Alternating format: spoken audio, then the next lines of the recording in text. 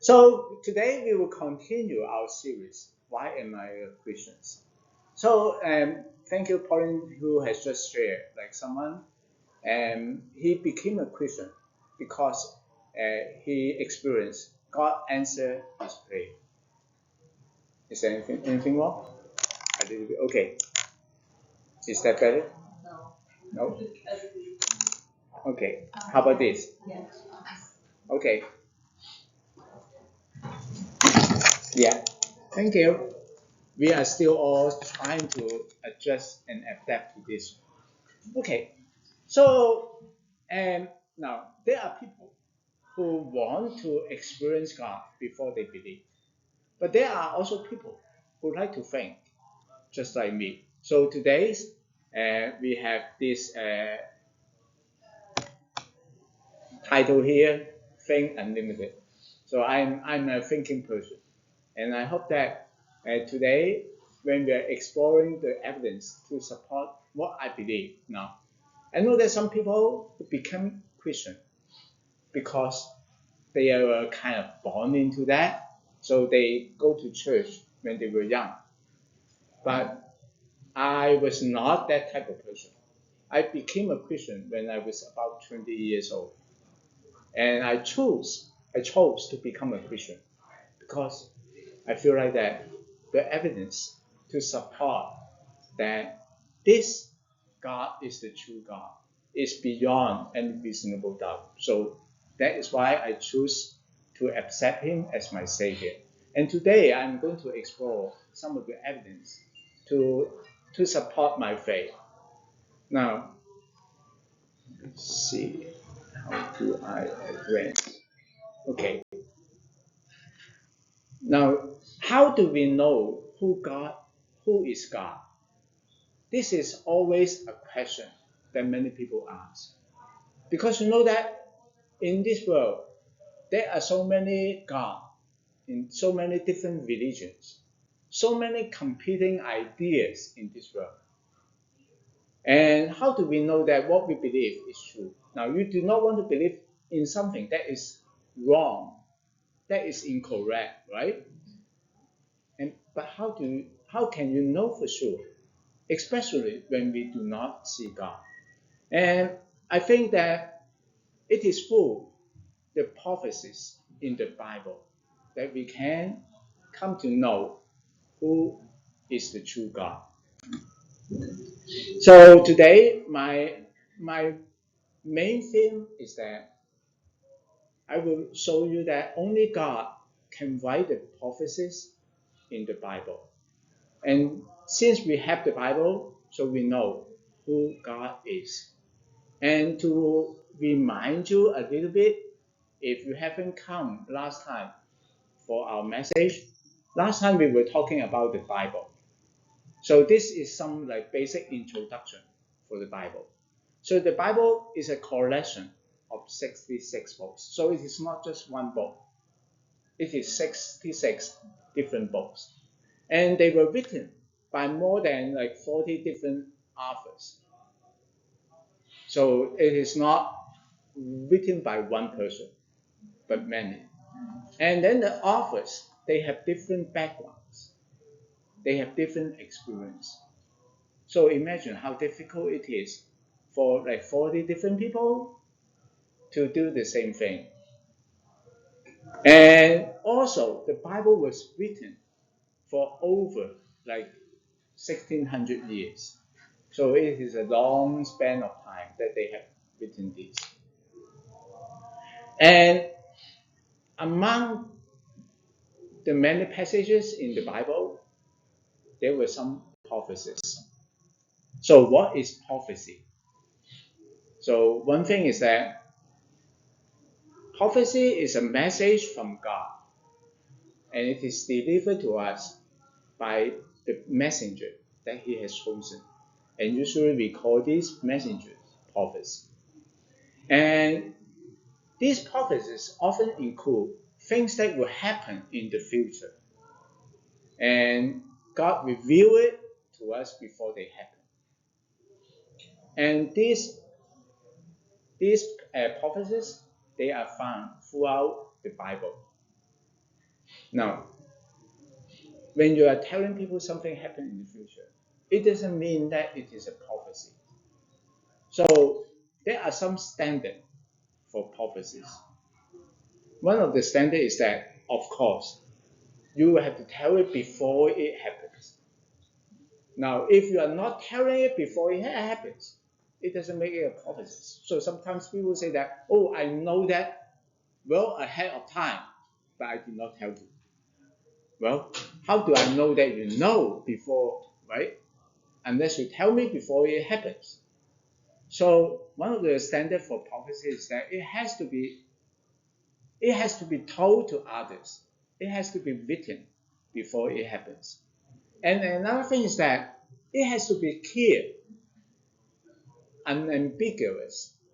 So sometimes, like I don't know, like in America, maybe there are some fortune tellers, and I have never like visited them before, so I do not know exactly how they conduct their business. But in Hong Kong, where I come from, I knew some fortune tellers. So there are people who like look at your palms and tell what your future will be, and there are people who like you pick a stake or a lot, and they tell you, okay, what will happen to you. And usually when they are telling you your future, the words that they are using, yeah, the words that they are using, usually it is quite ambiguous. And do you know why? So when it happens either way, it becomes true. Yes, they they can be right no matter what happens. So that is why it is necessary for them to be ambiguous. But to be a true prophecy, it has to be clear. It has to be unambiguous. Now another thing is that another standard for prophecy is that it has to be beyond reasonable human knowledge. Like let's say, can I tell you like, okay, I will be going home tonight. Now this has not yet happened, right? And is this clear? Yeah, it is clear, right? I tell you that I will be going home tonight. But is this a prophecy? No. Why? Yeah, because it is like common knowledge, like it is human knowledge. Like weather forecast, they will tell you that oh, tomorrow will be sunny, right? Is this prophecy?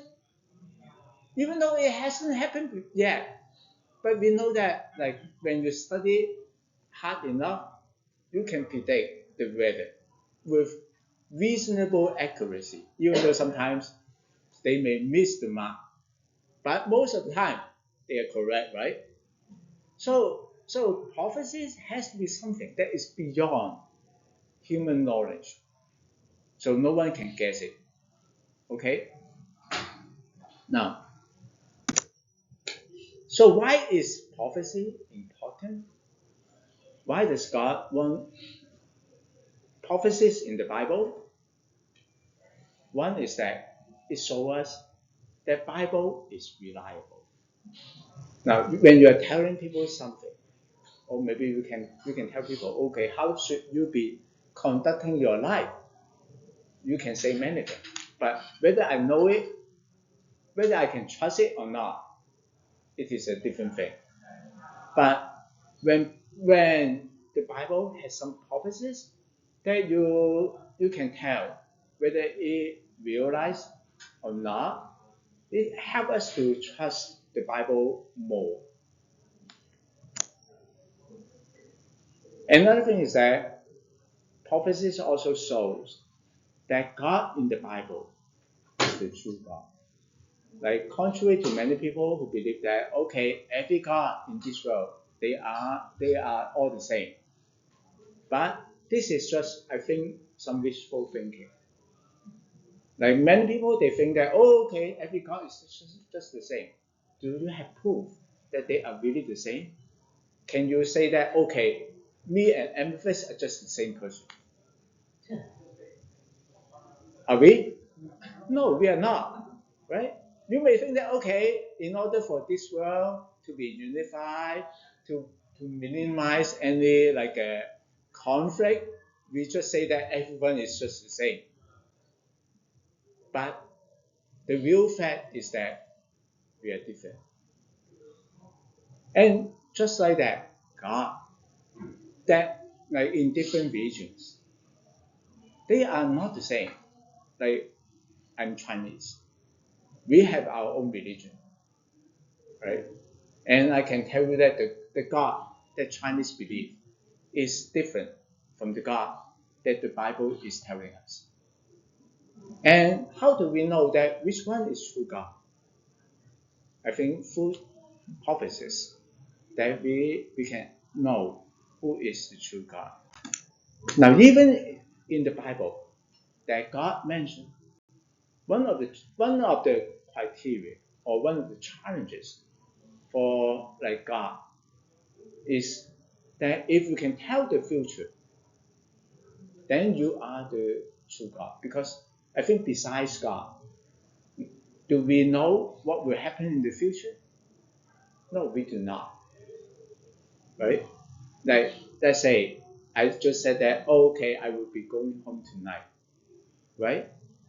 Yeah, that may be accurate like 99.99% of the time, but who knows what happens, right? I may not be able to go home tonight, right?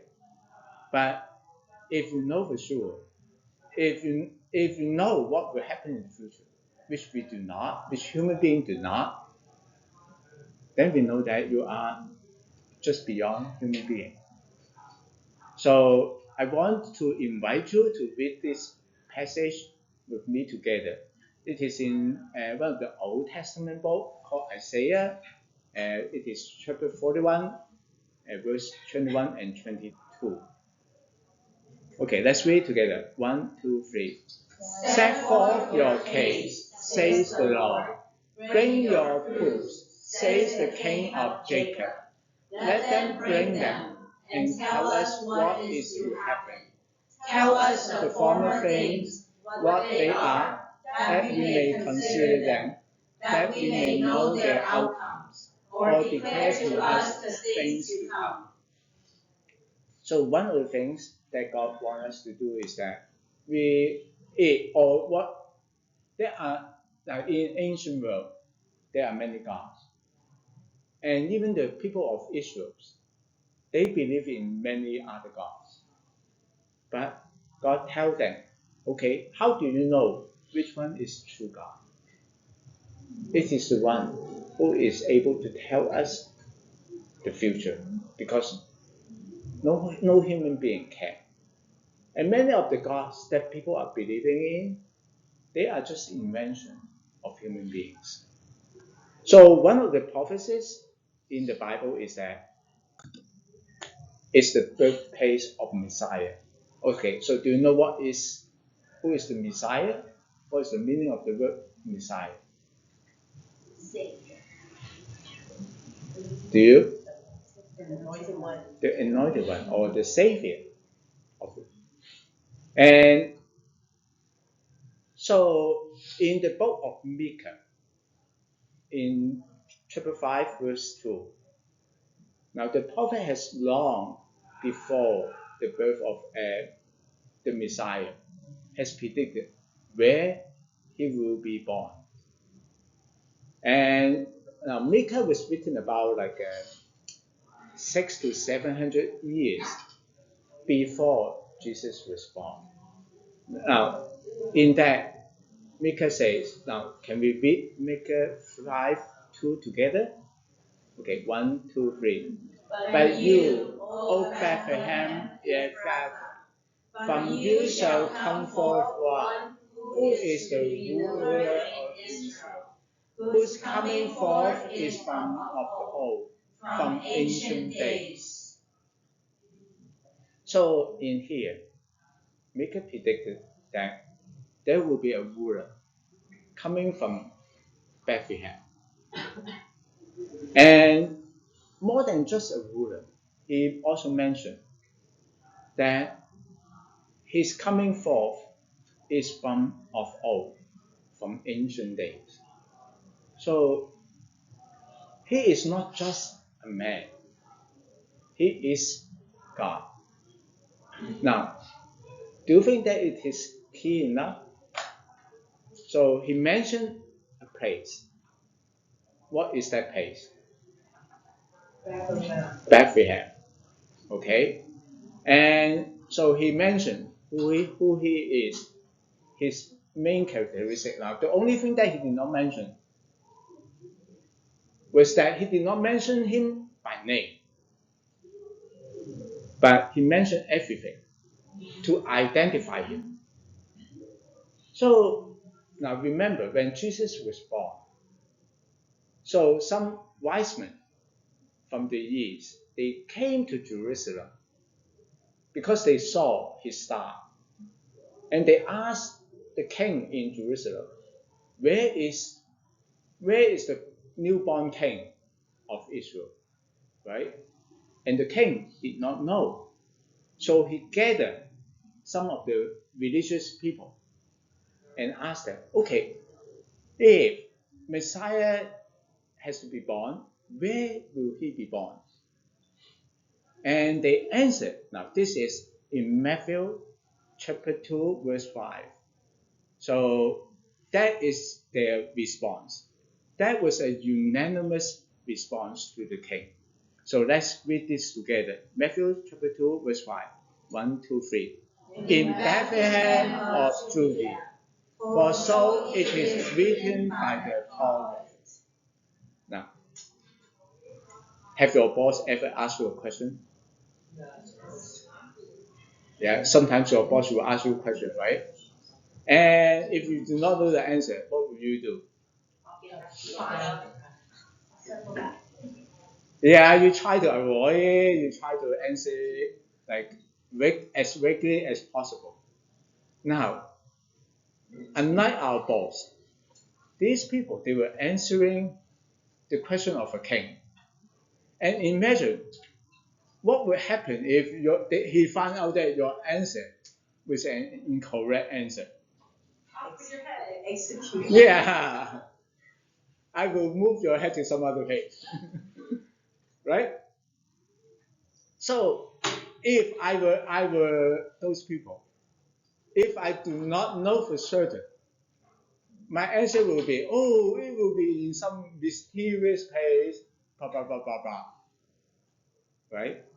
But instead, those people they answer with certainty. Now, do you think that their answer is quite clear?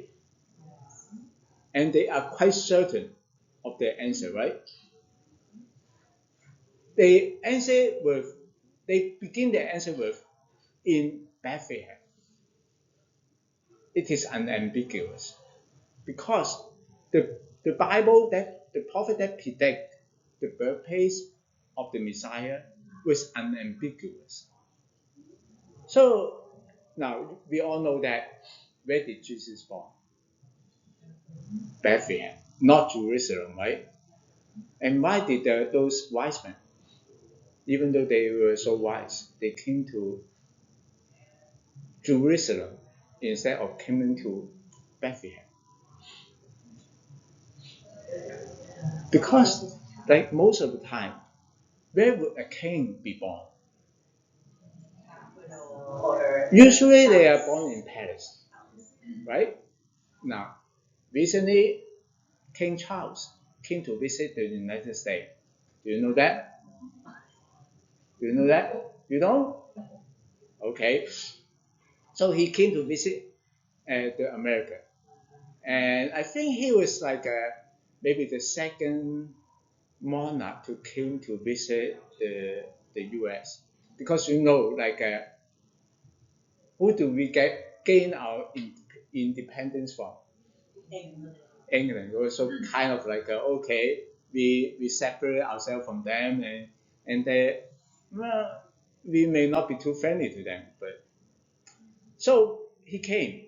Now, do you know where King Charles was born? So do you know that for a fact, or you just guess? Yeah, and actually your guess is correct. He was born in Buckingham Palace. Even like now at the time, you know who his mom was? Elizabeth, right? So at the time, Elizabeth was not even the queen of England, but Charles was born in Buckingham Palace, and that is normal, right? But now king is usually born in palace, not in a small town. And you know that Bethlehem is actually a very small town. And also, like when you look at those religious people, they answer with certainty because they trust the prophets. They have experience. Like what the prophets has predicted, they always come true. And they also quoted from the Bible they read. And now, where do you born? Do you have any control over it? Okay, how many of you were born in the United States? Kim, James, okay, Amy, Sammy, okay, and even Anne, okay. So okay, Anne, where were your ancestors coming from? Sorry? On my father's side, Uh-huh. from Finland. From And Finland. from my mother, England. England. Do you feel like that Finland is a long way from here? Right? Who would like I don't know. I never imagined like my son was born here also. Like I was never imagined that my son was born here when I was young. But so where you born is beyond who we can control. And this this eventually was realized. So we know that what what God said through the prophets, they come true. And therefore we know that He is the true God. And besides this prophecy, there are many prophecies about the Messiah. So some people counted there were more than 300 prophecies about the Messiah came true on Jesus. So these prophecies were about like who his ancestor was, his ministry, how he was betrayed. Have you been betrayed by other people? Yeah, sometimes, right? But not all the time. Like throughout your life, how many times have you been betrayed? Not that often, right?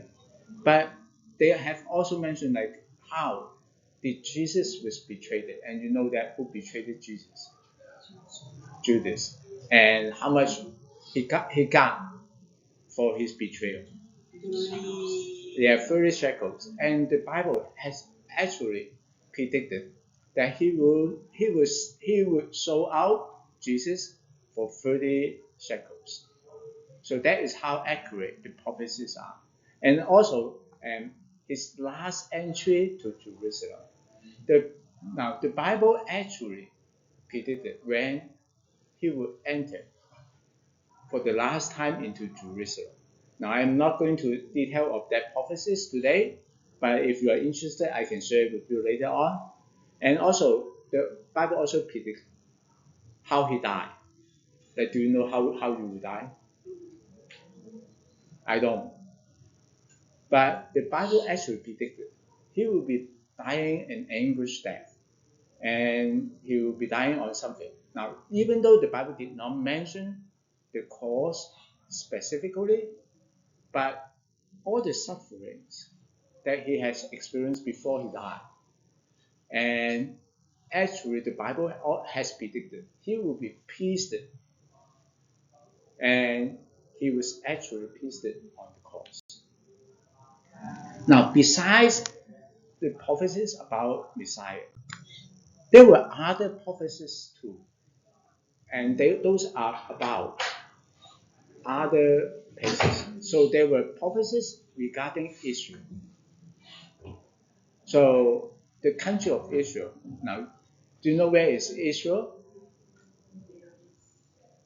Do you know where is Israel? Yeah, so it is a country in the Middle East, right? Israel lost its statehood a long time ago.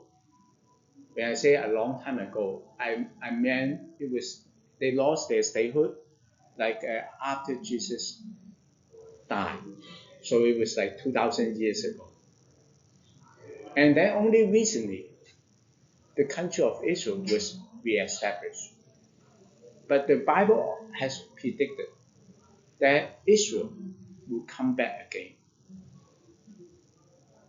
Like and it is how difficult it is. So many ancient countries, after they were fallen, they never come back again. But the country of Israel, they restore once again. So and then also like besides this, the Bible also have some prophecies about other nations. Now there are too many of them, so I'm not going to go into detail. And also, the Bible also predicted what will happen at the end time. And we are now at the end time. To me, when I read the Bible, what happens now is just like what the Bible has predicted. Now there were people who think that, as we become more and more civilized, the world should be better and better. But I think you know that, well, we are not better. I think at the best, we are just as the same as our fathers. We are still fighting wars. We are still doing things that are harmful to this world, to other people. And that is exactly what the Bible has predicted for the end time. And there are some powers at the end time that also the Bible has predicted. So I hope that you see the Bible is able to tell us the future. And we all know that, deep in our heart, we all know that no human beings know what will happen in the future, right?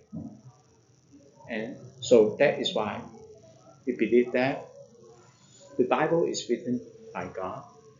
And therefore, the God in the Bible is the only true God.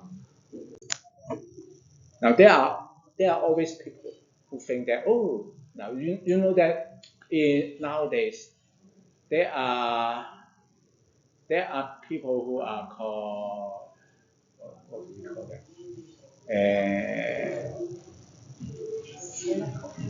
Huh? Cynical. Not cynical, but sometimes people are always skeptic about anything that people are doing, right?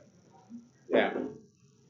So there are always people who may think that, even though this seems to be coming true, this prediction seems to be coming true, if they are thinking of other theories to discredit these prophecies. Some people may think that the Bible has been altered over time to make it come true, right?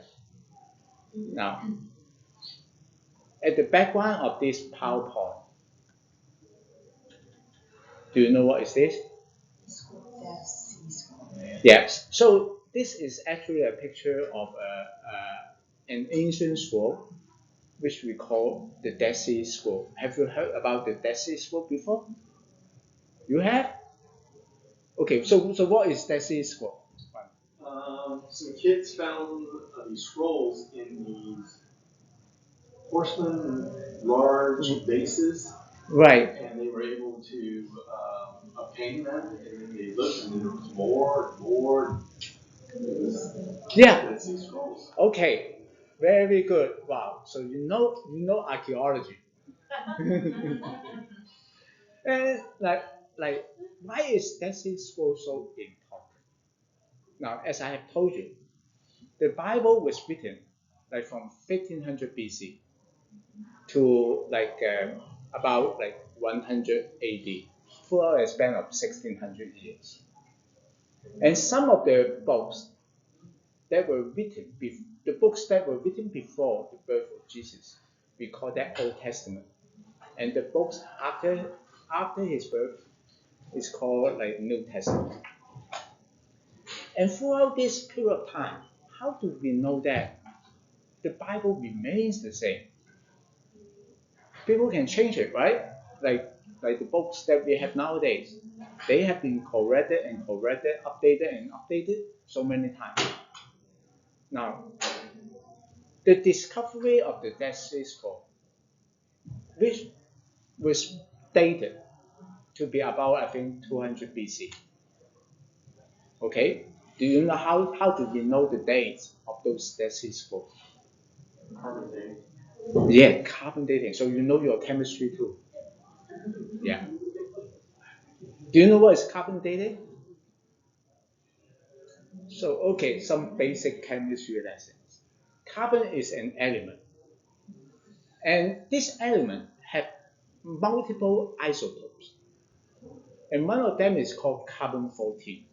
So, carbon mostly it is carbon 12, but some is called carbon. It is a variation of carbon 12. It's carbon 14. Now, carbon 14 is decaying. So, and then we know how fast it decays. So by testing the amount of carbon 14, we can estimate what time this scroll was written. And I think it is unanimous agreement that this Dead Sea Scroll was written about 200 BC. Now, what does 200 BC mean? It means that it is 200 years before the birth of Christ. Now, we were not able to obtain the original script written by Micah, but we got this one. And this one we know for sure that it was well before the birth of Christ, 200 years. You know how old is the United States? 250. Yeah, this year is the 250th anniversary of the independence of the United States, right? So you know who was the first president? So what do you think about George Washington? To me, he was like so far away that I do not even know him, right? I may have heard of his name, but I do not personally know him. And so basically, this this recording we know for sure it is well before the birth of Jesus Christ. And therefore we know that when those scribes were quoting from the Bible, they were not misquoted or not someone after the fact changed the Bible so that it can coincide with the birthplace of Jesus. Okay? So we know that it is important for us to know that the Bible has not been altered. And we check those Bible with the Bible that we have, we know that it is the same. It is essentially the same. And also, sometimes people may think that prophecies may be purposely fulfilled by people. Now, I know that sometimes we can make things happen. So let's say if if if the Bible says that the Messiah has to be died by nailed on the cross, can I cause people to nail me on the cross? Yeah, you can. You can try to do something, right? Yeah, you can cause people to execute you, right? But many of the prophecies in the Bible, they cannot be purposely fulfilled by people. Like as I have mentioned, where you born, it is difficult. So you know that like where did Jesus' parents live? before he was born? Nazareth. So Nazareth is another town in Israel, which is pretty far away from Bethlehem. So now usually I live there, and especially in ancient time when I live in a certain place, I stay in that place, right? And why did Jesus born in Bethlehem? Do you know why? So at the time there was a census, and now unlike our census, so our census is basically you are staying where you are, and we come to you, right? And we record some of the important data. But at the time when they have census, the emperor has ordered people to go back to their ancestry. So they have to go back to their hometown, or hometown so-called. I don't know. Joseph may have been like away from his hometown for generations, but because the edict of the emperor, he has to go back to Jerusalem. And then right at the time, Mary came to labor, and that was why Jesus was born there. Like, can you control the emperor to issue a verdict, an edict for census? No. If that edict never come across, Jesus most likely will be born in Nazareth. So you know that there are many things that cannot be controlled by us. And also, some people may think that it is all just a coincidence. Now, I am not particularly good at math, but some time ago, I came across a calculation by a math professor. So he estimated what is the chance of some of the prophecies, not all of them. Like I mentioned, there are more than 300 prophecies about the Messiah. He just estimated, like I think about like 8 to 10 prophecies that can happen on the same person.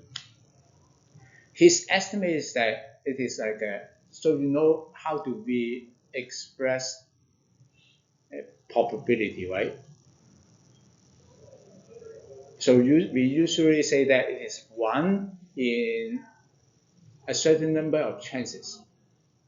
Okay, so his calculation is that it is 1 in 10 to the power 17 chances for those prophecies to realize in the same person. So what is 10 to the power 17?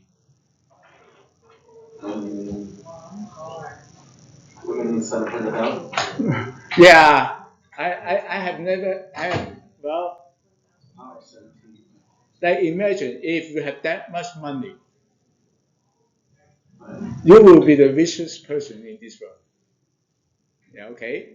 So that means that the chance for all this to happen is almost impossible to be a coincidence.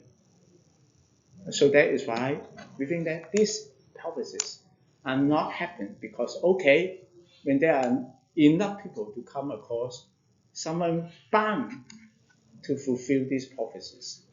No, it happens because this is what God has predicted or tell us about the future. So lastly, I want to have some time so that we can have good discussion. Now today I share about like the prophecies in the Bible. And what do you think about the prophecies? If you have questions or if you have studied before and if you have insight, you can share about this in the group. And if you have questions, you can also ask. So let us divide it into maybe like 3 groups so that we have some time to discuss. Okay? So let's you can randomly break into 3 groups. Okay.